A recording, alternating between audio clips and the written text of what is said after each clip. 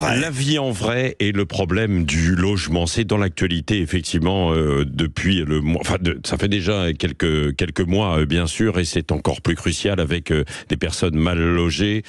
Nous en parlons avec un représentant du Conseil national de l'ordre des architectes, un rendez-vous que nous avons maintenant régulièrement. Nous sommes avec Loïc Daubas, qui est architecte dans l'agglomération de Nantes. Bonjour. Bonjour. Quels sont ces problèmes justement pas les problèmes, mais les solutions face à ce problème du mal logement, hein. Plus de 4 millions de personnes selon la Fondation l'Abbé Pierre mal logées, 2 millions dans des conditions de logement extrêmement difficiles. Comment faire face à cela ? C'est clair qu'on a effectivement une difficulté majeure aujourd'hui. On peut parler de crise du logement dans la difficulté d'accès au logement proprement parlé.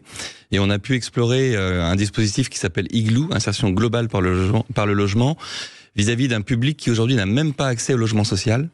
Ce public-là, c'est un public qui habite dans un foyer ou sous un pont. Et grâce à ce dispositif, on a une possibilité de permettre à ces personnes d'avoir un toit, avec la particularité d'intégrer ces personnes-là dans le chantier de leur futur logement. D'accord. Alors, c'est-à-dire, comment ça fonctionne ? Alors, ce système Igloo, qui est particulièrement innovant, quoi. Oui, complètement. Et c'est vrai que c'est un dispositif sur lequel, aujourd'hui, on a beaucoup d'espoir. Dans le sens où ces personnes-là sont sélectionnées par le comité d'action sociale, tout simplement, avec des assistantes sociales, et au regard de leur capacité à intégrer le dispositif, c'est-à-dire à se mobiliser. Moi, j'ai cette chance en tant qu'architecte de pouvoir les rencontrer, de disposer le logement en fonction de leurs caractéristiques, et ensuite ces personnes vont participer à la construction, c'est-à-dire l'isolation, la faïence, la peinture de leur futur logement.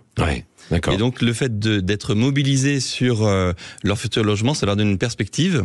Et ce travail-là, évidemment, il est rémunéré, il est encadré par une association d'insertion, ce qui fait qu'ils retrouvent des droits, un bulletin de salaire qui leur permet ensuite de retrouver un dispositif plus classique autour du RSA, autour de l'aide à la formation, qui leur redonne une perspective de vie. Et qui finance alors ? Vous avez parlé de l'action sociale, mais qui finance pour ça ? Alors c'est un dispositif qui est finalement assez simple, assez basique. C'est le fait qu'on ait un opérateur qui est un bailleur social, un organisme HLM d'un côté au titre de la construction, et ensuite c'est les dispositifs qu'on a habituellement sur l'accompagnement de personnes en difficulté. Et le gros intérêt de cette opération-là, c'est qu'on les met ensemble.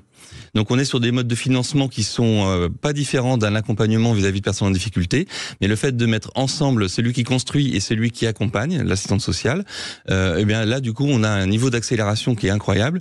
Ce qu'on fait habituellement dans un dispositif classique dure environ 10 ans dans l'accompagnement. Ici, en 3 ans, on a des publics qui sont ressortis de la rue et qui ont réellement des perspectives de vie intéressantes. Où est-ce que vous avez réussi à mener ça, à commencer pour ce dispositif ? Alors c'est que c'est un dispositif qui est vraiment porté par la ville de Nantes.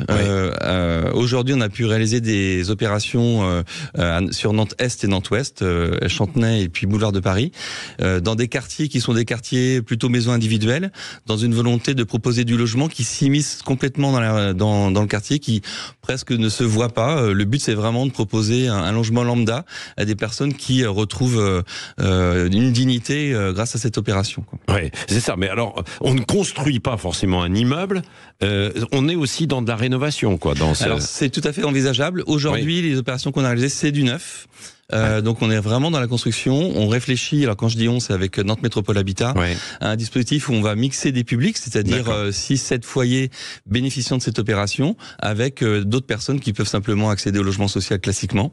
Le but, c'est que cette mixité sociale aussi est très bénéfique pour l'ensemble des personnes qui habitent ensemble. Et ce qui change beaucoup, j'imagine, c'est que quand quelqu'un met la main à la pâte pour son logement, il va évidemment mieux l'entretenir, quoi. Il y a une co-responsabilité, quoi. Exactement. Et c'est vrai qu'on a des retours qui sont incroyables sur cet aspect on va dire, d'attention au lieu. Rien qu'en termes de voisinage. Ce sont des personnes finalement qui ont vécu une expérience incroyable d'avoir participé au chantier et qui ensuite se retrouvent voisins, donc ils se connaissent très bien. Donc on a des très très bons rapports vis-à-vis de ces personnes-là entre elles. Et puis effectivement sur la question du soin apporté au logement, les retours qu'on a sont vraiment très très bons, mais meilleurs qu'un logement social classique. Oui, c'est ça. Et ça, vous pensez qu'on pourrait l'étendre au niveau national ? Et c'est vrai que on parle du salon des maires en ce moment. Je pense que c'est vraiment un message qu'on peut faire passer à l'ensemble des maires de France. C'est un dispositif qui ne réclame pas de financement supplémentaire supplémentaire. C'est simplement le fait de vouloir mettre des personnes qui, dans le champ social et dans le champ de la construction, ensemble pour accompagner ce public-là. Et donc, c'est un dispositif effectivement qui peut autant en métropole qu'en secteur ruraux être installé. Oui, Loïc Daubas, peut-être dernière question. Comment fait-on aussi pour que ces personnes, parce que vous avez dit qu'elles participent à l'isolation, la pose de carrelage, etc., elles bénéficient d'une formation aussi, parce que c'est pas... Alors si, on peut tous bricoler, bien sûr, mais... C'est clair qu'il y a un encadrement spécifique avec une association d'insertion. On travaille avec l'association Trajet.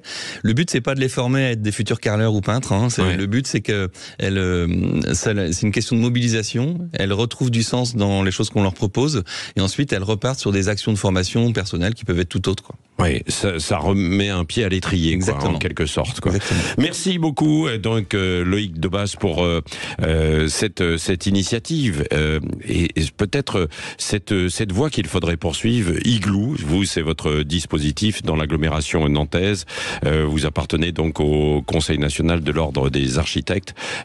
Après, on fonctionne par région. On vous retrouvera bien sûr aussi le Conseil national de l'ordre des architectes régulièrement, évidemment à cette heure-ci dans La Vie en Vrai sur Sud Radio. Merci beaucoup.